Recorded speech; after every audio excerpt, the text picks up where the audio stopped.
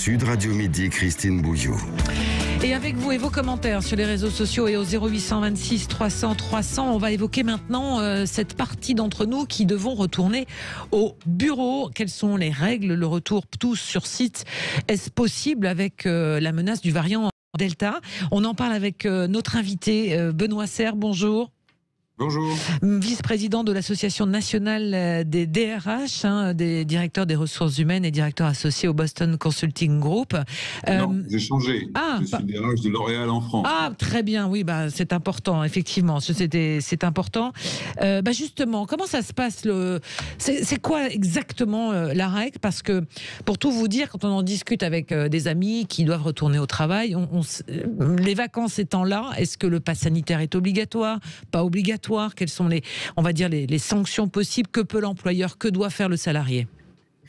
Alors, petite mise au point avec vous, en fait. Oui, depuis le 30 juin, les entreprises ont retrouvé la maîtrise de leur organisation, puisqu'on est sur un protocole sanitaire allégé. Alors, pour le pass sanitaire, en fait, c'est pas des entreprises qui sont soumises au pass sanitaire, c'est des activités. Donc, dans une même entreprise, vous pouvez avoir des gens qui sont soumis au pass sanitaire, parce que notamment, par exemple, ils vont travailler dans une boutique qui est dans un centre commercial soumis à pass sanitaire, ou dans un restaurant, ou dans un bar, ou peu importe, tandis que d'autres personnes de la même entreprise ne sont pas soumises au pass sanitaire. Ça, c'est la situation à date. On va voir comment ça va évoluer dans les semaines qui viennent. Mais pour le moment, le pass sanitaire concerne plus des activités que des entreprises, en réalité. Ouais. Est-ce qu'il y a il y a la question de la vaccination. Les choses, aujourd'hui, on le sait, c'est un sujet sensible. C'est une donnée personnelle. Quels sont les droits et les devoirs des salariés et des employeurs? Alors, en fait, l'employeur, il a accès à une information qui est celle de savoir si un de ses collaborateurs qui en a besoin détient un pass sanitaire. Il ne sait pas comment il l'a obtenu. Est-ce qu'il l'a obtenu par vaccination? Est-ce qu'il l'a obtenu par test? Ou est-ce qu'il l'a obtenu par certificat de rétablissement depuis moins de 6 mois? Voilà, c'est en cela d'ailleurs que le secret médical n'est pas entamé. Si on avait l'information, si on pouvait dire aux gens est-ce que vous êtes vacciné ou pas, là on rentrerait dans l'intimité médicale et c'est là que le problème se poserait. Mais c'est pas le cas aujourd'hui. On verra demain. Aujourd'hui, moi je ne sais pas, dans les collaborateurs qui ont le pass sanitaire, je ne sais pas comment ils l'ont eu.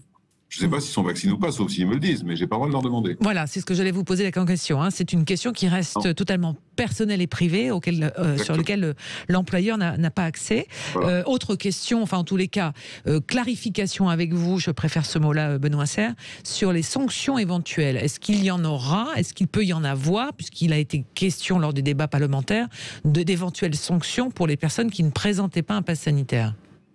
Alors, effectivement, celui qui doit avoir un pass sanitaire à compter du 30 août pour exercer son métier, s'il ne l'a pas, l'entreprise a la liberté des solutions, puisque le débat parlementaire a écarté le licenciement sur ce motif-là. Par conséquent, certaines entreprises vont mettre les gens en congé en attendant qu'ils se mettent en conformité. D'autres vont suspendre leur contrat de travail, ce qui est une forme de sanction, parce que vous savez que vous restez salarié, mais vous n'êtes plus payé. Ouais. Et puis d'autres vont chercher à les réaffecter à des postes qui n'exigent pas le pass sanitaire. D'accord. Voilà. Ça, c'est les 3 hypothèses pour une entreprise qui est confrontée à un salarié qui doit présenter un pass sanitaire et qui n'en a pas. Est-ce que vous sentez, de là où vous êtes, une espèce de tension? On a beaucoup parlé pendant l'été de ces repas de famille où entre amis, on était pour ou contre. Enfin, ça pouvait créer des tensions. Je vous vois sourire, donc c'est que effectivement vous avez connu cette situation-là aussi dans votre entourage. Mais est-ce que vous craignez, vous, les directeurs des ressources humaines, des moments de tension interne? Sur ce sujet-là, inévitablement, parce que même si... Vous savez, il y a 40 millions de personnes vaccinées en France. Ça veut dire que la proportion est importante et vous retrouvez la même proportion dans les entreprises. En revanche, ceux qui ne veulent pas du pass sanitaire ou se vacciner sont souvent des gens qui sont très convaincus de ne pas vouloir le faire. Donc le débat, effectivement, peut apparaître un peu tendu. Mais le deuxième sujet de tension qui nous inquiète un tout petit peu, c'est l'affaire des masques, en fait. Parce que vous savez que aujourd'hui, quand vous présentez un pass sanitaire pour entrer dans un musée, vous pouvez visiter le musée sans masque.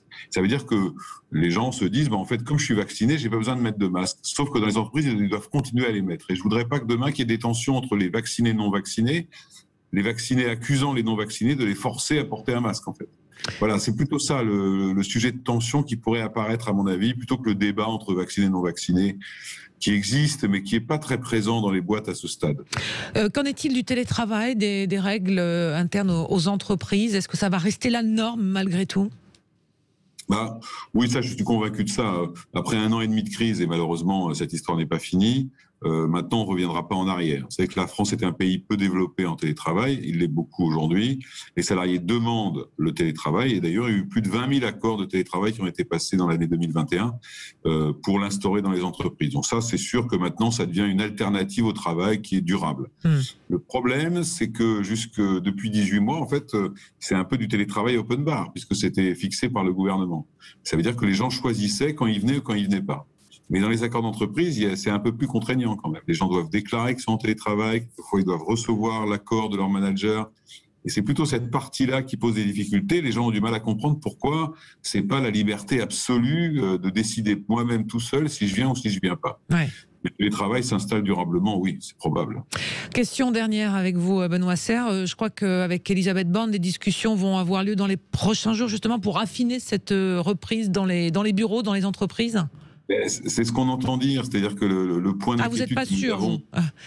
En fait, non, je pense que ça va avoir lieu. Oui. Le point d'inquiétude, c'est est-ce qu'on va avoir un nouveau protocole sanitaire au 1er septembre qui intègre notamment du télétravail obligatoire, parce que ça voudrait dire que nos accords ne s'appliquent plus et qu'on repart au schéma précédent.